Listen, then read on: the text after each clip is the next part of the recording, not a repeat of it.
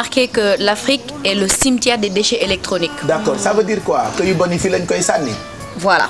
En fait, il y a une université des Nations Unies qui a établi un nouveau record très alarmant. Donc en 2014, 41,8 millions de tonnes de déchets électriques et électroniques ont été produits dans le monde. D'accord. Genn wàll gi yëpp fu mu ñëw wala lépp fu mu ñëw.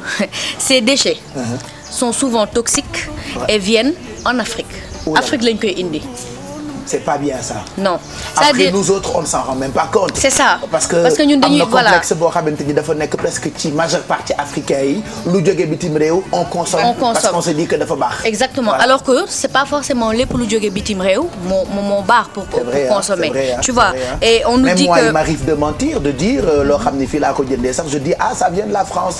Parce que boo waxee ne que local nga ko jëndee wala fële dafay manquer intérêt dafay manquer valeur. D'accord. Alors que boo nee genre je l'ai acheté aux États-Unis ou en Angleterre.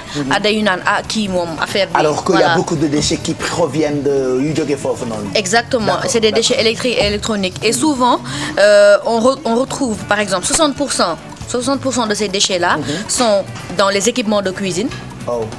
Dans les équipements de buanderie. Quand on parle de venant. Voilà venant yi mi ngi noonu ak de salle de bain. Donc ñii ñoo naan la damay am ay venant ay trucs fer à repasser des trucs tout ça là. Après on ne critique personne. Oui non on critique pas mais c'est quand même la réalité des faits. Voilà. Donc am na ñoo xamante ne ils te disent non man du ma dem jëndi magasin damay dem si venant yi parce que c'est moins cher. Évidemment que c'est moins cher. Puisque ce sont des déchets. Europe bëggatu ko moo tax ñu indil la ko fii. D'accord. Oui, mais ba léegi critiqué wuñu mais comme dafa bëri ay déchets yoo xamante ni daf fi ñëw dafay baax itam de temps en temps ñu def alerte surtout en termes de technologie. De contrôle. Tout à fait. Oui, mais on est dans ce monde-là et ça arrange plus les pays étrangers de venir verser ça en Afrique parce qu'ils savent que l'Afrique est friande de ça. La question c'est ici quand il y a de la marchandise qui rentre, normalement il faudrait qu'il y ait un contrôle sur ce qui rentre. Donc je me demande. Oui, il n'y a pas concernant non, en tout cas pas à ma connaissance. Pas à ma connaissance parce que ça en fait c'est un recensement qui a été fait dans toute l'Afrique en général. C'est pas juste dans une zone en Afrique de l'Ouest ou en Afrique centrale. C'est dans l'Afrique en général. Voilà. Alors 60% dans ces équipements que je viens de citer et 7% dans tout ce qui est ordinateur, téléphone et imprimante. Je pensais qu'il y avait plus. Non, pour l'instant c'est 7%. En tout cas, le dernier recensement en 2014, c'est ça. Assou, tu vois souvent des gens yu indi ay valises ou téléphone portable déjà utilisés.